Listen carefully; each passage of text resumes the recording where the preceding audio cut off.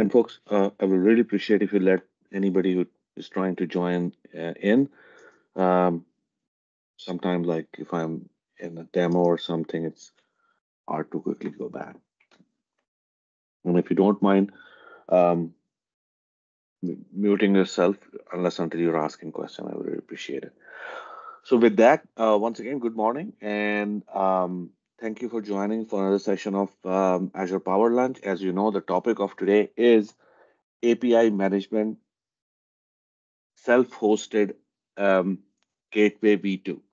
And before we start, just want to mention, if you can just give me a thumbs up that you can hear me clearly, I will appreciate it. I was having some headset issues, so if you can hear me clearly, thank you very much.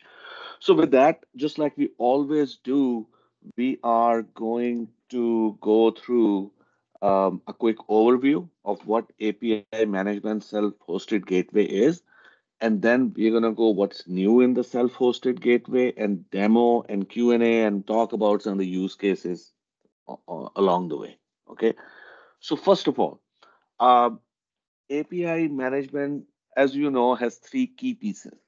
One is the management portal where you set up APIs. Second one is the developer portal where if you're publishing APIs, you can set up a portal where developers can connect and check out your APIs, get subscriptions to it. You can monetize over there, all of that. But the key piece, the heart of the system, is the gateway. Gateway is the actual abstraction that sits between the implementation of an API versus the presentation of an API, which is the interface that you expose through API management. Okay. And what we are doing with this self-hosted gateway, that you don't have to, that now you have a containerized version of that gateway that you can deploy to anywhere on-prem. Since it's a Docker-based version, you can deploy it in Docker, you can deploy it in Kubernetes, you can deploy it in Azure Container Apps. So basically, you can deploy it in a third-party cloud. Like if you are running Kubernetes, let's say some other cloud for some reason, and you want to take advantage of um, API management, you can deploy that gateway over there. So that's that's the allows you to basically go, enable hybrid and multi-cloud scenario. So that's one of the key point. And in some scenarios, you may have some APIs that you have to keep on-prem, or you may have some customer who uh, still want to access it on-prem, or in certain scenarios where they are, you need to provide. So that's where API management self-hosted gateway comes into picture. Okay. So second part, okay, connectivity to Azure. First of all, just want to mention it, a self-hosted gateway can connect to one and only one API management instance. And an API management instance can have multiple self-hosted gateway that are connected to it. Just keep in mind it has to maintain a connectivity to the API management self-hosted gateway. Oh, sorry, API management instance, a self-hosted gateway. Reason, it needs to get configuration from there. Okay, it needs to send telemetry back. It needs to send logs back. So all of that information that is exchanged between your self-hosted gateway and API management. For that, you need connectivity back to the API management instance. And just keep in mind, you just need to open the IP address of the API management, the public IP address of the API management. That's all you have to do, and then you will be able to connect to that. So that's the minimal requirement. Second thing is maybe thinking like what will happen if API management, the connectivity between API management and the self-hosted gateway is disrupted. Okay, so for example, something happened, some network glitch, and the connectivity is not there. Just keep in mind, if your self-hosted gateway is running, it will keep running. It will not go down. It will keep serving requests. But At the same time, it will not get the latest update. So let's say you added a new API to the self-hosted gateway and all, or you change configuration for the existing API, added new policies to them, they will not be received by the on-prem or the self-hosted gateway. Okay, I shouldn't say on-prem because it can be anywhere. So it will not get to the self-hosted gateway. And one other thing is, um, self-hosted gateway allows you to do a configuration backup. And the advantage of the configuration backup is that if your self-hosted gateway goes down and is restarted and it doesn't have connectivity to API management, it can get the last known configuration from that configuration backup. Okay. If that backup is not there and your self-hosted gateway goes down, it won't be able to restart if it doesn't have connectivity to API management. So just keep that in mind. So that is a that's one thing to be cognizant of, that if you don't have a backup, it will not be able to start if it goes down. If it is running, yeah, it will keep running. Doesn't matter if the backup is there or not. But if once it goes down, it won't be able to restart. Okay. And here are some of the dependencies. As you can see from V1 to V2, how many dependencies in terms of the outbound FQDN they have. I mean, V2 versus V1, how there's a huge difference. A number of things are optional. So before, you have to open a lot of outbound connectivity like event hubs, external cache integration, and for example, storage. That was a big heartburn for customers who are very concerned about data exfiltration and outbound to storage. But all of these things, as you can see here, are optional. The only requirement is access to the public API of the API management instance. That's the only requirement. And that's pretty much it. Of course, the FQDN of the service, API service, the configuration endpoint of the API management. That's it. So, uh, so this is, so that's something that I want to. Any questions you have? Okay, so that's one of the key difference, and of course, it's a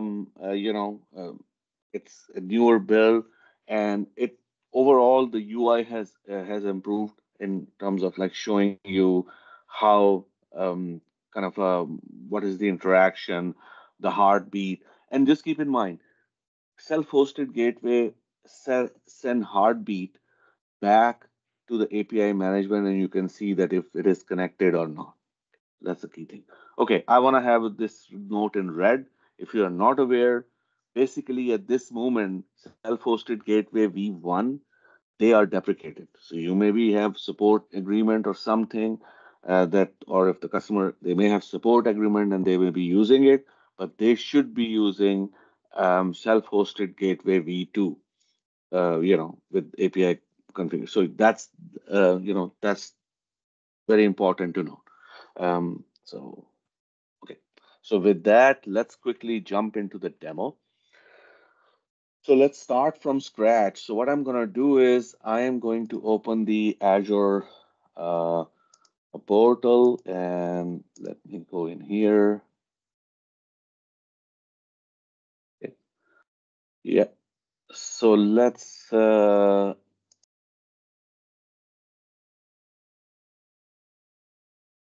another one. Okay, tab.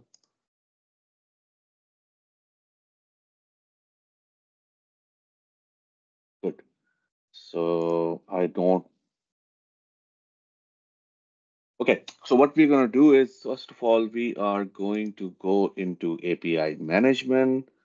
And let's look at the API management instances that I have. And this is my API management instance that I want to go with. So start from here.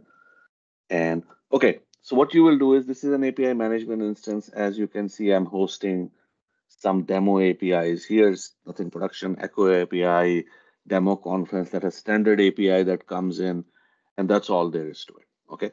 And then if we keep scrolling down, we will end up here at gateways.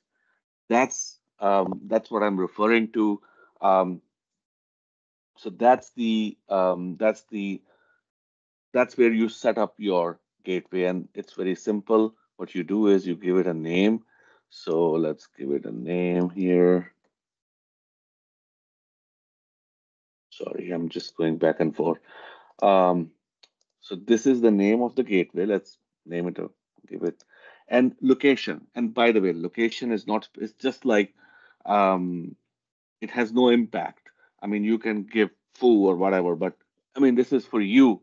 So let's say you hosting one on-prem, you may name it on-prem one. Azure Container Apps, you may name it ACL, the location. One in AWS, you call it AWS, things like that. So let's say we call it APL, okay? And let's name this one this, and we are not going to add any APIs to it. And at this moment, we can just say add, and it's going to add this. And as you can see, there is no instance, and there is nothing connecting to it. Now you can go in here and look at different things. First of all, let's go into APIs and let's add an API. What I'm going to do is I'm going to do a demo conference API and Echo API. Okay, I'm going to select, I'm going to add to it. And then let's look at different things. There are keys. So by the way, it now supports authentication. Initially, it only supported authentication with these keys. Okay, but now it does support authentication with keys as well as ADR back. Then you have the host name. If you want to assign a custom host name, you can use it and you can provide it here. That's the option. So add a certificate and things like that. We already saw API, and now let's look at the deployment. Okay, so deployment, it gives you different option. One is a Docker. You can take a Docker container, run it on-prem, all well and good. Second one, Kubernetes. You want to run it in Kubernetes? That's fine. This is the script that you will have to do, and you may have to do some tweaks to it. And the better option with that is Helm. So you can, once again, if you're deploying it, look at the documentation, things like that, if you are not sure. In any case, these are the steps needed. Once you do that, once you run any one of those steps, wherever you want to run, it will make a connection and you will start seeing the heartbeat. So just for the sake of simplicity, I have already have a gateway that I'm running on-prem. This is the gateway that I'm running on-prem. As you can see here, this is one instance. Last heartbeat, it shows all the heartbeats here. This is the version 2.5, all of that. And these are the gateway requests, backend request duration, all of the statistics. You can see if there are any errors, operation not found, subscription key not found, all of that. That's there. And then, uh, uh, you know, uh, basically all of that. So let me show you how it looks like on prem. So this is my command line. Hopefully you can see this command prompt. And by the way, any questions so far? So this is the Docker container that I'm running here. And what I have, and just to emphasize the point, I use this command. Basically, I just copy this command and ran it. In your case, it may be slightly different because I wasn't running anything on port for 443. If you are running something on port 443, you may want to change the port. You understand? So other than that, there is not much to it. So that's how I'm doing it, and I'm running it here. And this is the Docker container that's running. It's up for quite some time. So what I'm going to do is I am going to start. logging, you know. Uh, so if we look at the logs, these are all the logs, and I'm going to do follow. Okay, so now what we are doing is we are basically gonna see live trace if this we execute any call. Okay, so we if we go back to this API management gateway, we have two APIs that are kind of using this on-prem gateway. Okay, because this gives you flexibility. Let's say that the team that are connect will be connecting to this gateway will only be interested in certain um, services. So you just give them access to those services. That's all you have to do. And just keep in mind all of the policies that are applied to these services in the main gateway instance, they will be applicable here because just keep in mind this is just a host. Your configuration, the source of truth is still the API management gateway instance which is running in the cloud. So there is no issue of conflict that, oh, am I change here or not? Whatever you have done is it's over there. That is kind of a copied uh, to this location. Got it? So let's go in here. So now we have the setup. So if we go into a simple tool like this REST client, I can go in here and I'm gonna call first the echo service. So let's hit the echo service and it doesn't return anybody. It's just some headers that come back. And let's look here. As you can see, this service was called. Um, Here it is, the URL, localhost. The service was called. So that's returned, and all of that is taken care of. Um, Now let's call another service in this one, and that service is uh, we're gonna call session. Folks, I sincerely apologize. My internet went down. Can you hear me? Yep. Oh, sorry. I really apologize. My internet went down, and I have no clue. It normally doesn't happen. So let me reshare my screen, and we go from there. And what was the last thing? If somebody can give me an idea that you heard, I don't want to repeat myself or start from way back. You were fixing to show the sessions call from Yeah, yeah, localhost. perfect. So now we are showing the session call. So I'm going to execute it. And as you can see, I got all the sessions. And let's go into um, the trace, and it shows you. Okay, I think it's got this. So here it is. So here is the. Let me just close it here, and let me restart the follow, and let's call it again just to show you the trace. Go in here, we execute it, and it executed successfully. So there should be a trace, and this is the trace. So this is so basically whatever trace that you see over there, look, it's calling it, and in the end, it is calling this backend API. And I think if you have played with API management, you know this is the demo API where demo APIs are hosted. Okay. So that's when you are hosting it on prem. This is to test, and you can have multiple machine and you can test it out. So this is, I'm giving a scenario bare bone. You just want to test this out. But let's say a more kind of a production wise scenario, you can do it in AKS. I don't want to go in the hassle of setting it up and all that. What I have done is I am using Azure Container Apps. So here is my Azure Container app where I have deployed the same container. Okay. And if you look, this is the container that's running. I just name it. And interesting part is ingress, where I am like setting it up 8080. That's my port.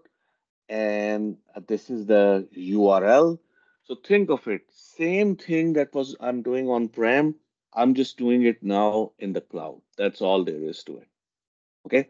So with that, let's see if that works. So this is the URL. So what I'm going to do is I'm going to get the URLs of the sessions, and let's see, I think I already may have, yeah, this is, so you see here, I mean, this is the session. So I'm going to run it. And now look the URL. This is the URL of the ACA. So and with ACA, what you can do is you can scale out. So you can scale multiple instances, same thing. So my point is you can have it running anywhere where the containers can be hosted. It can be a third party service, third party, other cloud platform service where you can run it, or you can run it, you know, by yourself in Docker. So anywhere that where containers are hosted, you can use this and basically provide access to API management. As I said before, your source of truth is still your source of truth is still the API management that is hosted in terms of policy and all that. Except here, we are just making it to access that information and making the call. And just to show you that I mean, it's not some kind of a magic or something, or kind of, you see, this is the console. So what I'm going to do is I'm going to make the call now, and you will see the result. Let's do it in a more interactive fashion. And here we go. So it's here, and I'm going to make the call. Just pay attention to the logs. You see, the logs, same thing. But now it is going through this gateway and going back. You see, so this is I mean, the flexibility that it provides. And with V2, everything has been simplified in a sense that you don't have to open that many ports. I mean, only need access to basically the IP address of API management and that FQDN, that is the configuration URL. And with that, the rest is you have full access to all the APIs that you have given access to this gateway. Because just keep in mind, um, it will only have access to the APIs which are basically attached to that particular gateway. If there are any other APIs, it will not have access to it. So just want to clarify. Any questions?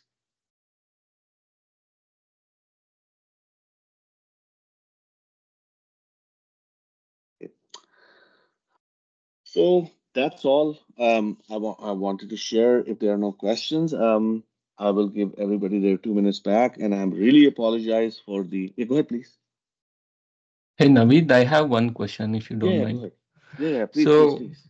the authentication part for the self-hosted gateways, which I know is only through the keys and that expires every 30 days. So, what was the other option that you were saying? RBAC with? Yeah, Azure AD. Oh, okay. So, we Yes, can so you generate some can, system yes, assigned ID yes, and then. yes. Actually, basically, you can go through the Azure AD authentication. Probably we will cover it in a separate, but that is now available. So basically, you don't have to use these, the keys I mean, which you can lose and things like that. You can take advantage of Azure AD Auth and RBAC. Okay. Yeah, I will look it up. Thank you. And by the way, a link to resources is at the end. So please take a look. It goes over how you can host it in different ways and goes into more detail. So one more call. Any questions?